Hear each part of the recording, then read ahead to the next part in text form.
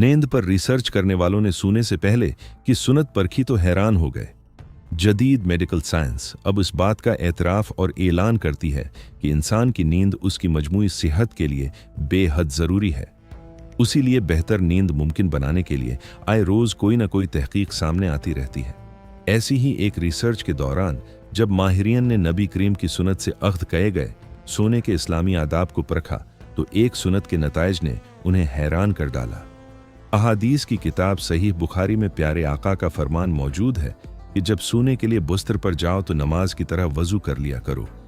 माहिरीन ने उस पर गौर फिक्र किया तो मालूम हुआ कि जब पानी आपकी जिल्द को चुहता है तो आपके जिस्म का पैरासिम्पैथेटिक एसाबी निज़ाम फ़ाल हो जाता है। ये एसाबी निज़ाम आपके जिस्म को पुरस्कून करता है, दिल की धड़कन को आहिस्ता कर देता है और जिस्म को नींद के लिए तैयार करता है। उस तरह आप बड़े आराम से गहरी नींद में चले जाते हैं। वज़ू का मकसद सिर्फ सफाई ही नहीं बल्कि ये आपके जिस्म को बेहतर रात और उससे बेहतरीन दिन के लिए तैयार करता है। बेशक नबी करीम की मुबारक आदत अपनाने में जिस्मानी और रूहानी फ़ायदे ही फ़ायदे हैं।